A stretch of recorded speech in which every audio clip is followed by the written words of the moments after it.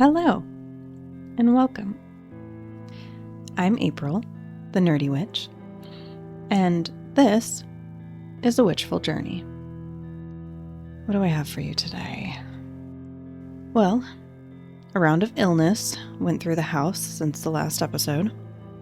Weird symptoms, which was a doozy because it kept me out of my day job for a whole week. You guys ended up benefiting from that, because with all of the time that I had spent cooped up in bed, I had to keep my brain busy. Once I started feeling better, I checked in on the rosemary and the sage, and I was actually shocked to find that we already have sage sprouting. I also put some blue hosta seeds in the fridge in a damp paper towel to start the cold stratification. And then this past week, I got some scallions planted, and spur of the moment decided to plant some chickweed. I may or may not keep the chickweed potted. We'll see. Chickweed is packed with nutrients, so I can either use it as some greens to add to dishes, or make some kind of pesto out of it. But it's also good as a poultice, a salve, or an infused oil for a number of skin irritations. Maybe I'll use it for a few different things. We'll see how much I end up with. So, we are back again with more about tarot. It's been a while since we took a close look, and this week we're diving into the Major Arcana of the deck. If you want to refresh your memory on what we talked about in terms of history and the Minor Arcana, go ahead and listen to episode 19, Intro to Tarot. Now, the Major Arcana in Tarot consists of 22 cards, generally speaking. Most often, the first card is unnumbered, but sometimes it has a 0 as its number, and it's followed by cards numbered 1 through 21. These 22 cards, according to Eliphas Levi in the mid-19th century, represent stages of life. They can also represent life lessons, karmic influences, or the big archetypal themes influencing your life. They can point to identity, personal transformation, and finding your personal power, depending on how they show up in a reading. Levi solidified tarot as a prime ingredient in magical lore, and from the mid-19th century to the early 20th century, tarot has some pretty strong links to esoteric orders and secret brotherhoods as part of their initiation rites. The Major Arcana is often referred to as the Fool's Journey, and it's a symbolic map for a ritualized journey, with the focus being on accelerating spiritual development. Within the Fool's Journey, the Fool makes his way through the Major Arcana cards, learning new lessons and meeting new teachers along the way. Eventually, he completes his journey, which ends with the World card. In 1980, psychologist Sally Nichols wrote that tarot has deep psychological and archetypal significance, which she lays out in her book, Tarot and the Archetypal Journey. Now, if you're looking to do some archetypal tarot reading, her book is a good place to start learning what those archetypes are. Traditional tarot reading doesn't view the Major Arcana as archetypes. We probably won't get into all of that today, but I did want to note that because there are different types of reading methods, for lack of a better word at the moment. So how you read the cards depends on what method you're using. Over the years, tarot has gone through a number of different stages, which all have an influence on how practitioners read and explain the Major Arcana cards today. That's why it's important to dig into the history of tarot and how it's been used and interpreted over time, whether you're having your cards read for you or you're the one reading the cards. Nowadays, there's a wide variety of how decks are designed in terms of images and the inclusion or exclusion of card names and numerals, and every deck is different. And that's not a bad thing. It's great to see all the different art styles. The overall symbolism remains pretty much the same though, which is also great because that makes it easier to learn what the different cards mean without having to learn each deck specifically. Some decks do have extra cards that are specific to that deck, but we won't get into those because they can be just about anything. So, let's dive into what each of the Major Arcana cards are.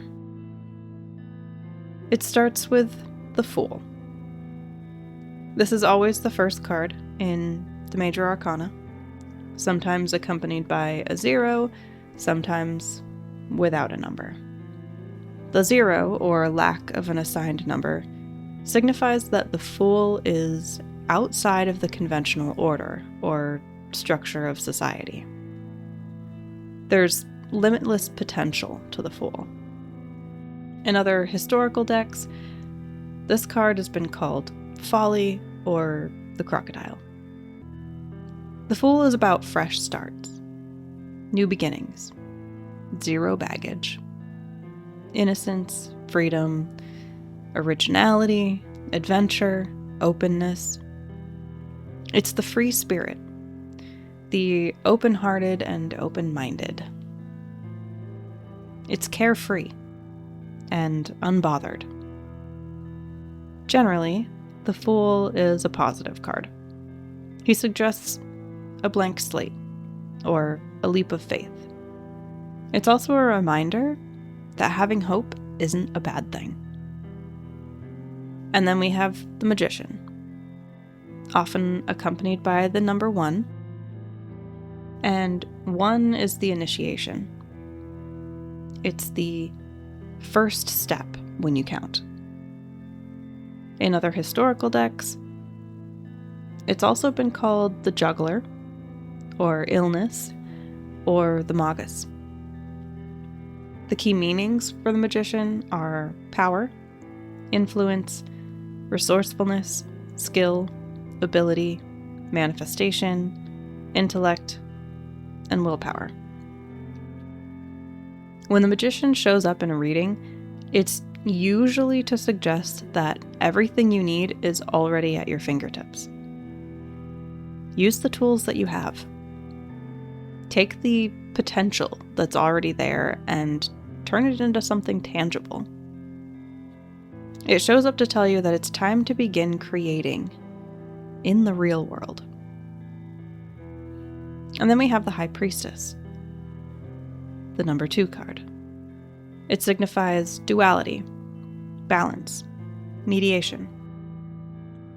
In other historical decks, this card has also been called the Popus, the female querent, or the Gate of the Sanctuary. The High Priestess is about intuition, knowledge, mystery, sensuality, desire, creativity, spirituality, the subconscious, and the divine feminine. When she shows up, she's there to indicate that it's time to trust your gut. It sometimes means that meditation or prayer or spiritual work is needed to gain clarity. Wisdom is trying to speak to you, so it's time to tune in and listen, even if it doesn't make sense just yet. In the number 3 spot, there's the Empress. She's 3 because it represents the growth that occurs from the union of the Magician and the High Priestess. 3 also represents creation, and it's the first number that can form a structure or a shape, the triangle. Other historical decks have referred to this card as Night and Day, or Isis and Urania. The Empress represents pregnancy, fertility, motherhood, creativity, nurturing, abundance, art, and the divine feminine. She shows up to encourage you to embrace your softer side, that goddess energy. Soft doesn't mean weak. You can be strong without being rough and brutish. Embrace communication and work with the seasons and the earth, or harness the flow of things. She also shows up to remind us that growth takes time. Next, we have the Emperor, accompanied by the number 4. The number 4 signifies stability, structure, and the foundation to build on. In some historical decks, it's been referred to as support and protection, or the cubic stone. The Emperor represents stability, dependability, structure, fatherhood, authority, protectiveness, focus, discipline, and practicality. When the Emperor shows up, it could mean a literal older man who'll fill the role of protector, guide, or mentor. Or that there was previously an authoritarian figure in your life, depending on where in the reading he appears. If not representing a person, he can also appear to let you know that now is the time to bring logic, structure, determination, discipline, and focus to the front in order to make your dreams a reality. He also shows up when you've taken on or been given the role of the rock or the leader in a situation. Then there's the Hierophant, who takes the number 5. The 5 represents the transition from personal and earthly to collective and spiritual. Historical decks have also referred to this card as the Pope, or marriage and union, or the Master of Mysteries. The Hierophant represents traditional paths, conventional beliefs, and institutions, conformity, religion, established process, and commitment. It's about ancestral knowledge. He can show up to represent a mentor, a spiritual advisor, a counselor, or to let you know that there's something useful in, quote-unquote, the old ways. Or he can show up to represent someone who is too set in their ways. He sometimes shows up to let you know that it's not time to rock the boat yet. Or maybe that you're not ready yet to explore beyond the beaten path. Sometimes it's to get you to ask questions, like, do the rules still fit? And who do they belong to? Would I claim them as my own? Then we have the Lovers, in the number 6 spot. In numerology, 6 represents harmony, balance, and unity. Some historical decks have labeled this card as marriage, or the 2 roads. The Lovers represent love, partnership, harmony, unity, balance, desire, and choices. They're often associated with romantic partners, but they can show up when balance within yourself needs to happen. When you need to look within to learn who you are, what you stand for, and see if that inner you is in harmony with the outer you. The Lovers sometimes represent a choice that needs to be made, whether in love, business, or it could even be a moral fork in the road. Following that, we have the Chariot, accompanied by the number 7. 7 represents victory and willpower, but also curiosity and introspection. Historical decks also call this card Osiris, the Chariot of Osiris, or Dissension. The Chariot is about driving with purpose, aligned movement, overcoming obstacles.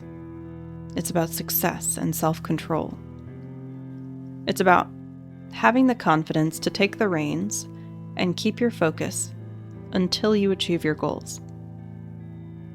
Sometimes it's a heads up that you're letting too much slack out and you need to tighten the reins or else you'll tip over.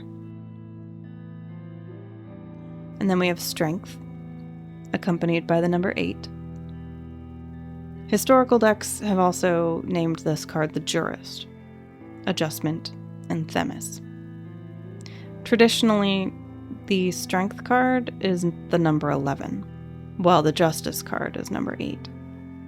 But they were switched when the Rider-Waite deck was being created for publishing around 1909, putting Strength in the 8th position and Justice in the 11th position, because it lined up better with astrological correspondences.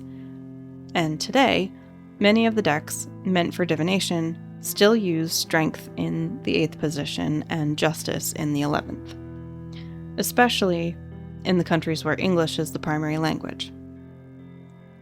The number 8 is the Achiever. It has a powerful presence and a drive for success.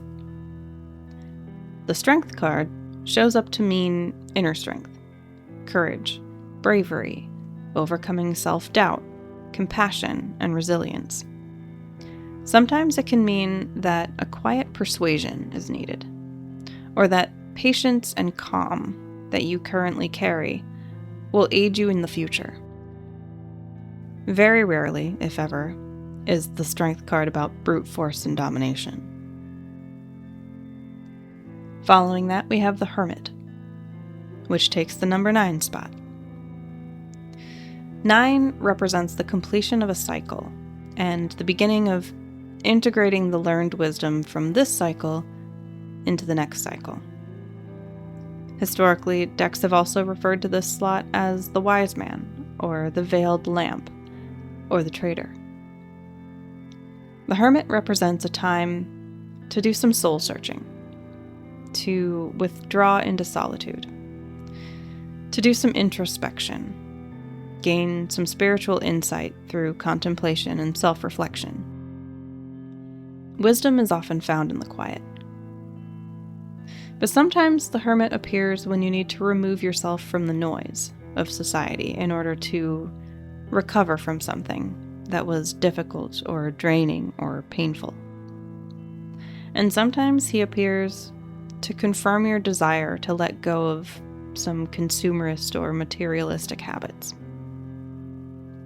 And then we have the Wheel of Fortune in the 10th spot. 10 represents a turning point, the beginning of a new journey, the transition to a higher level of understanding. Other decks have called this one Increase, or the Sphinx. The Wheel of Fortune is about destiny, change, good luck, karma, and decisive moments.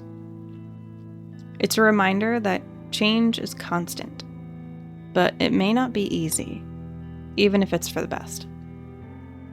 It's also a reminder to cherish the good things and the good times when you have them, so that you don't get stuck wishing for them when things feel like they're falling apart.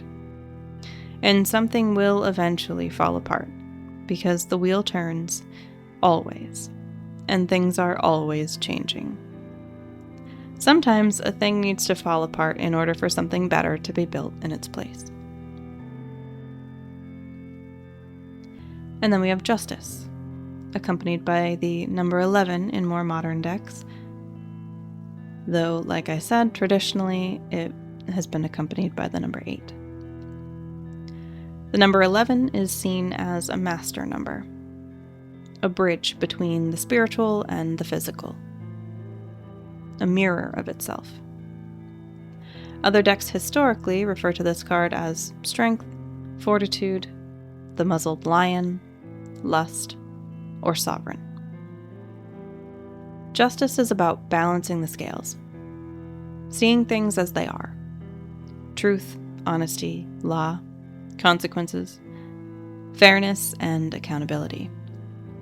All actions have consequences. How have your actions brought you to where you are today?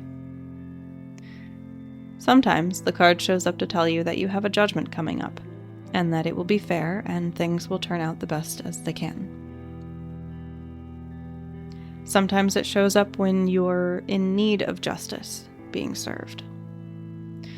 And sometimes it's your reminder that if you don't stay on the up and up, karmic balance will likely come back and bite you. Then we have the Hanged Man, accompanied by the number 12. 12 represents divine order, completion, and perfection. It's linked to the zodiac signs, the numbers on the clock, and the months in a year. But if broken down, it can also be about self-expression, communication, and socialization. Decks in history have referred to this card as prudence, or the sacrifice. The Hanged Man is a symbol of things like feeling trapped, confined, lack of direction, letting go, sacrifice, uncertainty, pause, and new perspectives. When the Hanged Man appears, it's recognizing that you aren't happy. Things aren't flowing like you want them to. It reminds us that we need to take a step back, take a breath, and maybe look at it from a different perspective. Ask yourself what you might be missing. Looking at something from multiple perspectives allows you to gain more knowledge of the situation. The Hanged Man sometimes asks you to wait, because sometimes waiting and bringing things to a halt allows room for something new to grow in that space. Then we have Death, accompanied by the number 13. 13 is about transformation, change, and new beginnings. It represents the divine feminine. There are 13 lunar cycles in a year. There are 13 menstrual cycles in a year. When broken down, 13 turns into 4. Stability, foundation, order, and practicality. Other decks have called this card Mortality, the Skeleton Reaper, or the Reaper. When the Death card shows up, it's not about a literal, physical death. It's not a bad omen. It represents new beginnings, upheaval, spiritual transformation, release, and transition. Butterflies are a great example of this card. The caterpillar lets go of its life as a crawling insect, goes into the chrysalis, and goes through a major transformation. Its caterpillar self dies away, in a way, before it comes back out of the chrysalis as a butterfly. Sometimes the Death card is the compost phase. It's making space and fertile soil for something new to grow. Then we have Temperance, which takes the number 14 spot. 14 is about blending opposing forces and moderation. This card has also been referred to as the 2 urns, or art. Temperance is about balance, moderation, peace, harmony, and serenity. When Temperance shows up, you're being invited to stabilize and integrate. You're already finding peace and inner calm, and you already know what you want to achieve. And stabilizing yourself is going to be important as you move forward. Then we have the Devil, with the number 15. 15 has links to things like addiction, materialism, and it's basically the more challenging or the unhealthy version of the number 6, or the Lovers. This card has also been called Typhon or the Great Force. The Devil card is about addiction, entrapment, depression, secrecy, powerlessness, hopelessness, obsession, cheating, dependency, and violence. When the Devil shows up, it's to let you know that there's a bit of an illusion going on. Something is out of control, or feels like it's out of your control. But you have more power within you than this situation allows you to believe. It represents a lot of the self-destructive patterns that we can sometimes fall into without actually realizing that that's what's happening, until it's gotten out of hand. It's a scary card on the one hand, but at the same time, it's there to tell you that you have work to do, if you're willing and have the desire to break the chains. It's about exposing that illusion. Then we have the Tower, accompanied by the number 16. 16, in this case, is about shattering worldly illusions. This card historically has been called the House of God, or Misery in Prison. The Tower represents chaos, sudden and disruptive change, trauma, tragedy, loss, confusion, which all makes sense since it comes immediately after the Devil card. The Tower is momentous, massive, and often extremely uncomfortable. But it also comes when change is unavoidable. And it comes with a revelation that the Tower must fall, because the foundation was built on something unstable, and so anything built on that foundation will inevitably fail. Sometimes, though, depending on the reading, it can indicate that you should be careful of your safety moving forward, as something, whether physical, emotional, or financial, is not as sturdy as you thought. Then we have the Star, which takes 17. The number 17 hints at inner strength, wisdom, intuition, and hope. It's a card that also has the names the Star of Magi, or Desolation and Air.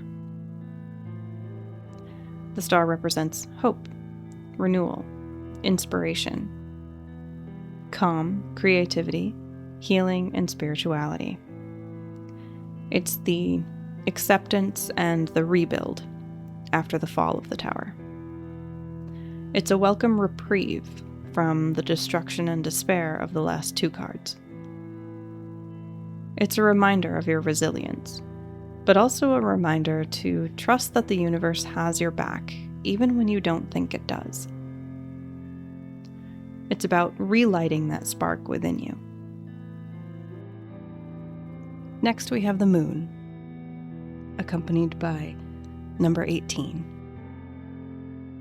The number 18 is about spiritual insight, intuition, and exploring the hidden aspects of the self. This card in other historical decks has been called Twilight or Water and Comments. The Moon represents intuition, illusion, the subconscious, fear, and anxiety. When the Moon shows up, it wants you to feel your way through, not think your way through. It's telling you that things aren't exactly as they seem, and that your imagination may be getting the best of you if you aren't careful. Be aware that anxiety or fear may be influencing how you're perceiving things.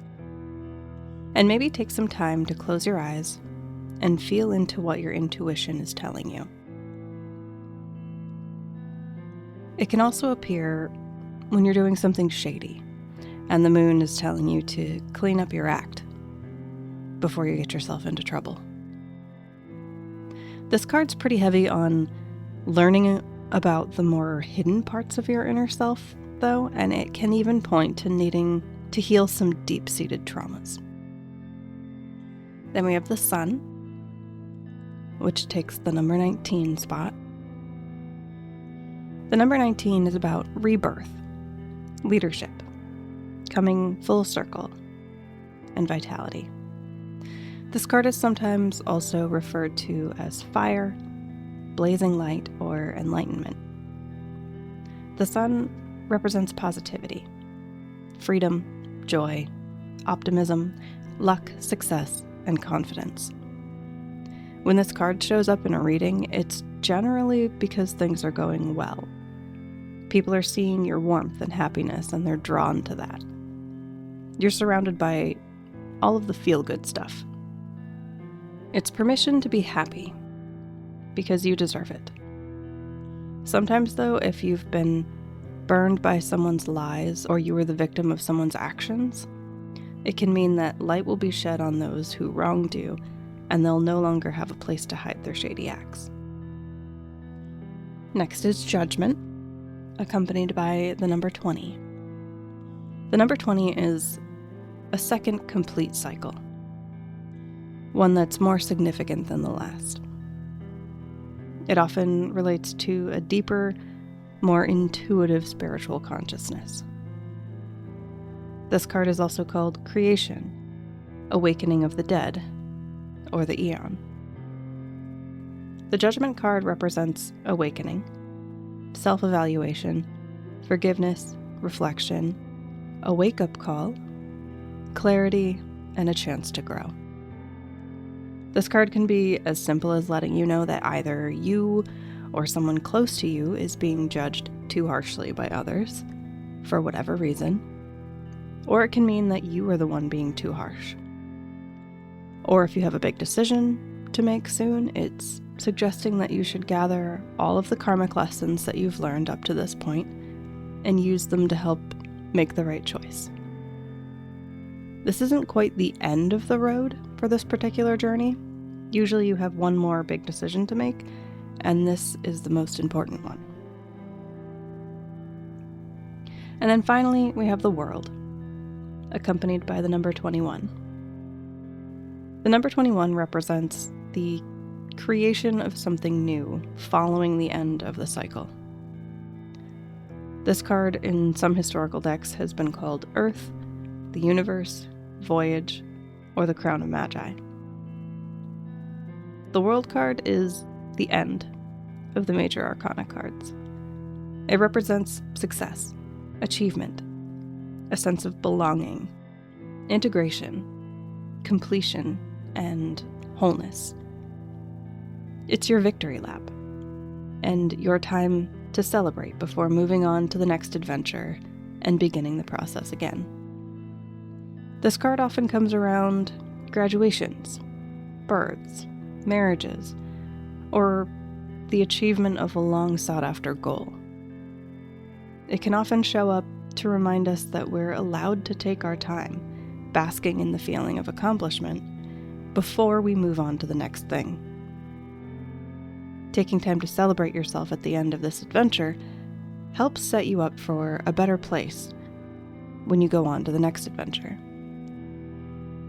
It can also point to a desire to give back to communities in various ways, especially after learning just how connected we all truly are. Now, obviously, these are just the basics when it comes to learning the Major Arcana. There are different meanings with these cards reversed, and then there's the archetypal readings and bringing the zodiac signs into the mix, and what the cards mean in yes and no readings, and so on. There's a lot when it comes to reading tarot, and there's no way that we'd ever be able to cover all of it in one go. So we'll leave off on the basics for now, and in the future we'll dive a little deeper. I do want to end with one more card today, though. Our card for the week ahead. Today, we're pulling from the Sacred Kingdoms deck. And today we have the 9 of Pentacles. Someone has done well for themselves through their hard work and tenacity.